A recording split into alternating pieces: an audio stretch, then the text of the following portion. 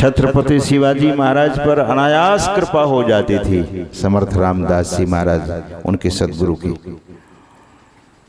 अनायास कृपा हुआ करती थी। क्यों? छत्रपति शिवाजी महाराज कभी कभी अपने गुरु को बुलाते नहीं थे, गुरु ही चलकर उनके दरबार में उपस्थित हो जाते थे। और छत्रपति को ये नहीं लगता था कि मैं तो राजा हूं इसीलिए ये आते हैं। वो महात्मा, वे महापुरुष कोई साधारण थोड़ी न थे, वैसी पात्रता थी।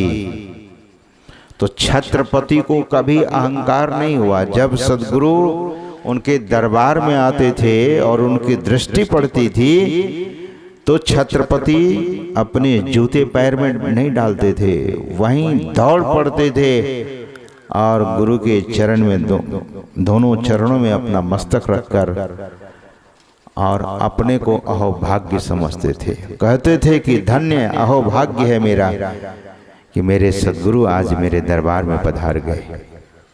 तो सज्जनों, अहंकार नहीं। तो मैं आपको एक प्रसंग सुनाने वाला था। एक नंद कुमार तुलसी जी थे जो रेलवे विभाग में बहुत बड़े ऑफिसर थे, जमालपुर में रहा करते थे। उनकी कोठी पर हम लोग भी जाकर सत्संग किए। सज्जनों, नंद कुमार तुलसी नाम था उनका, और उनके छोटे भाई शिव कुमार सदगुरु महाराज के दर्शन करने के लिए आए। नंद कुमार तुलसी जी प्रणाम, बहुत विनम्र पुरुष थे, प्रणाम कर गुरु महाराज के एक ओर बैठ गए। और ध्यान दीजिए,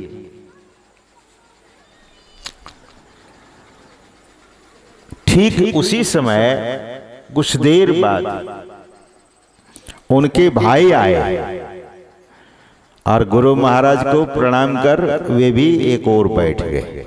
सदगुरु महाराज को बड़ा बुरा लगा। इसलिए बुरा लगा कि गुरु महाराज को प्रणाम तो किया, लेकिन उनके जो बड़े भाई थे उनको प्रणाम उन्होंने नहीं किया। तो व्यवहार क्या कहता है। तो सदगुरु महाराज ने कहा कि ये जो सज्जन बैठे हैं ये कौन है आपके? नंद कुमार तुलसी के तरफ इशारे करके। तो शिव कुमार जी ने कहा कि ये मेरे अग्रज हैं। तो सदगुरु महाराज ने कहा कि बड़े लोगों को प्रणाम करना चाहिए। जब आपसे बड़े हैं, आपके भ्राताश्री हैं, तो पूज्य हैं, सम्माननीय हैं, प्रणाम करना चाहिए। तो सदगुरु महाराज ने कहा, इतना ही कहा कि प्रणाम करना चाहिए, लेकिन वो आदमी वहां से हिला ही नहीं, टस से मस नहीं हुआ। सदगुरु महाराज ने कहा कि तब तो आप बड़े समझदार लगते हैं, हमसे भी बड़े लगते हैं, आइए हमसे हाथ मिलाइए। तो वो चला गया हाथ मिलाने के लिए, गुरु महाराज से हाथ मिलाने चला गया। एक एक लोग ही ऐसे होते हैं सज्जनों। So we must understand what is the discipline. We must understand what is the behavior. We must be very behavior. अनुशासन, अपने को अनुशासित, अपने को विनम्र रखना बहुत बड़ी बात है। सदगुरु महाराज से वह व्यक्ति ने ऐसा किया तो नंद कुमार तुलसी जी और भी सदगुरु महाराज के जो परिकर शिष्य थे सबको बड़ा बुरा लग गया। और शिष्यों ने कहा कि अब आप जाइए यहाँ से, नहीं तो क्या पता अभी सदगुरु महाराज अगर कोई कोपवश दृष्टि डाले तो आपका फिर खैर नहीं होगा। लेकिन बाद में भी गुरु की आज्ञा नहीं मानी, जबकि वे भी गुरु महाराज से दीक्षा लिया था, लेकिन गुरु की बात नहीं मानी, प्रणाम नहीं किया। गुरु महाराज क्या कह रहे थे, पाप करो कोई। सदगुरु कभी ऐसा करते हैं? कर सकते हैं? कोई भी संत सदगुरु अपने शिष्य को पाप करने के लिए कह सकते हैं? नहीं, वे तो पाप का हरण करते हैं। सदगुरु का दर्शन होते ही पाप समूह दरसते भागे, पुण्य सकल डगरे। उनके दर्शन मात्र से पाप भागता है, लेकिन कुछ ऐसे अहंकारी शिष्य होते जो अहं की अग्नि का दीपक जलाकर फिरते रहते हैं। अहंकार,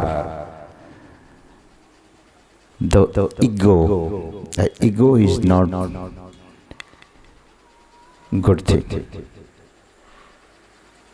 अहंकार कभी भी अच्छा नहीं है, नेवर इट इज गुड, कभी अच्छा नहीं है। सज्जनों,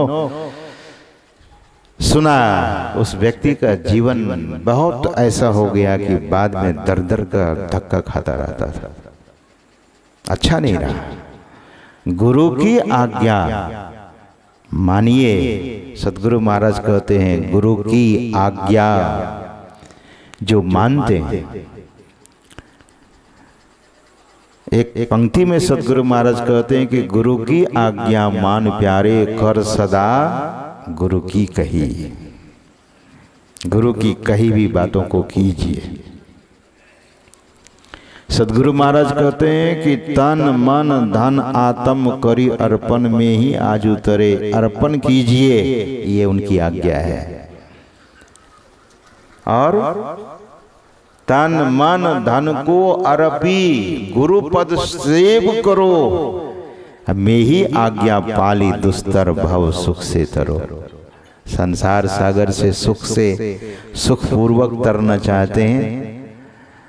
संसार सागर को सुख, फोन इज नॉट अलाउड।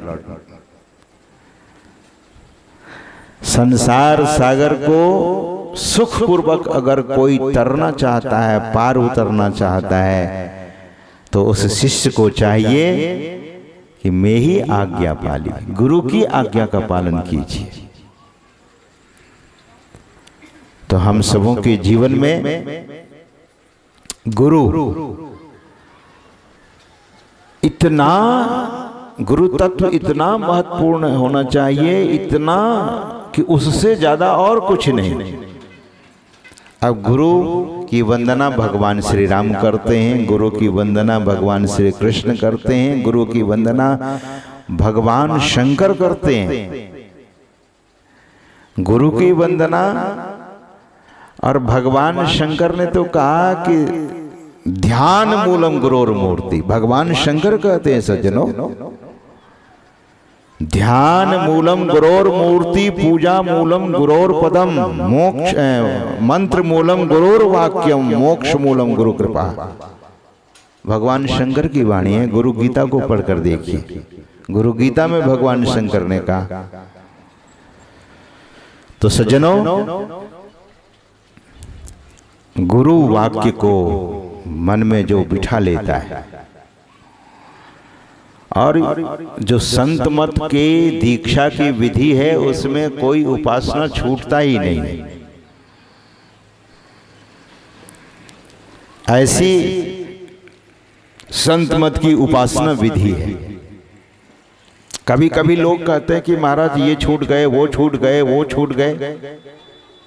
नहीं, अब इसका मतलब ये भी नहीं होना चाहिए कि सत्संगी हैं और ठाकुर जी के मंदिर के बगल से गुजर रहे हैं तो अहंकार कर रहे हैं कि नहीं ठाकुर जी तो कुछ है ही नहीं। ये बड़ा अपराध हो जाएगा। फिर ये भारी अपराध करेगा वो सत्संगी कि ठाकुर जी तो कुछ है ही नहीं। राम जी के रामायण को पढ़ते हैं, लेकिन राम जी को प्रणाम करने से पाप लगेगा क्या? भगवान श्री राम के संबंध में मानस में भरा पड़ा है। मानस का पाठ हम सभी करते हैं और राम जी को एक बार प्रणाम करेंगे, ऐसा नहीं है। कुछ लोग कहते हैं कि नहीं, एक निष्ठता भंग होती है। नहीं होगी। गुरु को प्रणाम करने से सबका प्रणाम है, बिल्कुल यथार्थ बात है, शास्त्र भी कहता है। लेकिन हम सबों को व्यवहारिक भी होना चाहिए और मन में ये बात मत बिठाइए कि वहाँ राम जी, वहाँ आपके गुरु बैठे नहीं है क्या?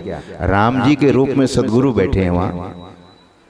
सज्जनों, इसीलिए सदगुरु महाराज ठाकुर बाड़ी के बगल से गुजरे तो गए और लेट कर गुरु महाराज प्रणाम किए। कुछ लोगों ने कहा कि राम को नहीं मानते हैं, तो सदगुरु महाराज तो अंतर्यामी महापुरुष थे।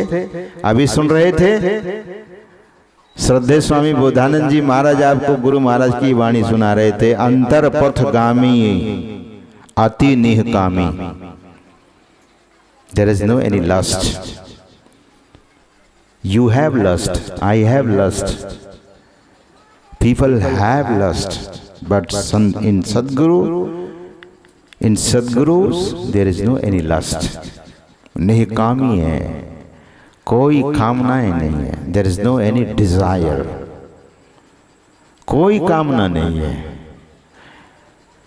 तो जो अंतर्यामी है, सदगुरु महाराज जान गए उन लोगों की मन की बात।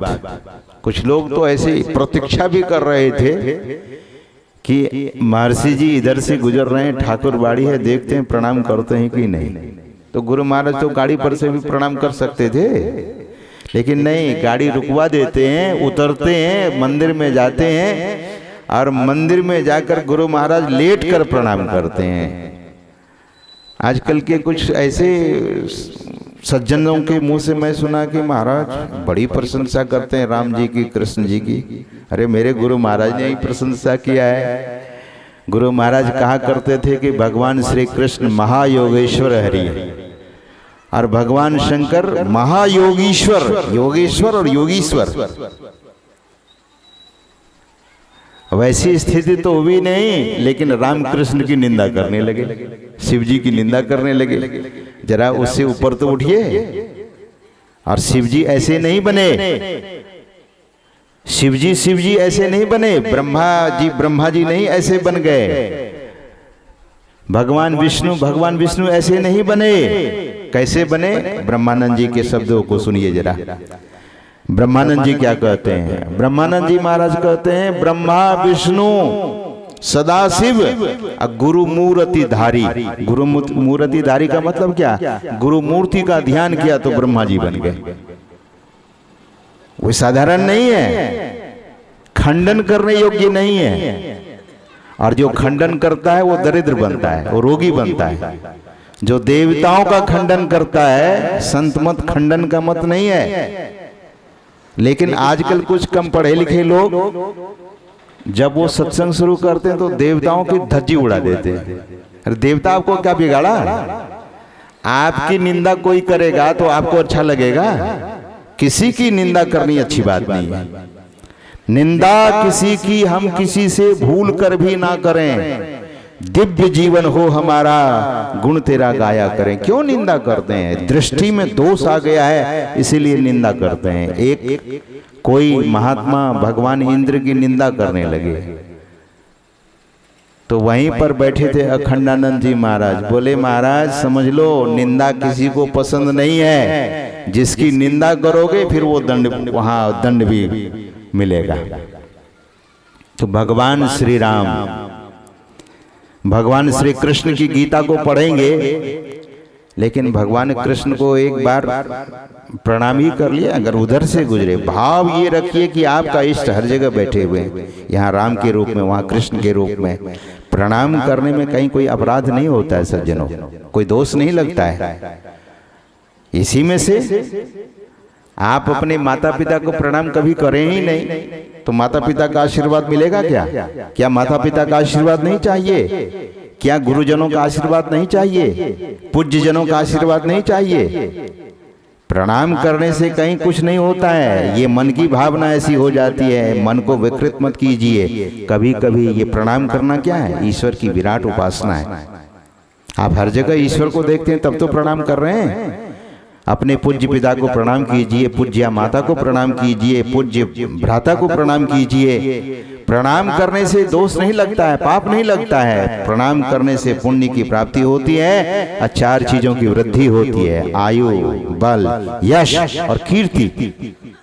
किसे नहीं चाहिए? किसको अच्छी आयु नहीं चाहिए? बल किसे नहीं चाहिए? कीर्ति किसे नहीं चाहिए? यश किसे नहीं चाहिए? आयु, बल ये किसे नहीं चाहिए? किसको नहीं चाहिए? लेकिन जीवन इतना कुंठित हो जाता है मनुष्य का। थोड़ा पढ़ा, थोड़ा सा शास्त्र का अध्ययन उस तरह से कोई करे। हम लोगों ने अपना समय लगाया लगभग 7 साल तक शास्त्र का अध्ययन उन मनुष्यों के सानिध्य में बैठकर। कि शास्त्र के मर्म को जानिए। शास्त्र में से 2-4 श्लोक उठाकर बोल देने से उसकी गहराई का पता नहीं लगता। शास्त्र क्रम से है। All scripture is in system, system में है सब। और सदगुरु महाराज ने देखा कि सबों के पास इतना समय नहीं होता, इसीलिए सार बातों को संकलित कर देने की कृपा की।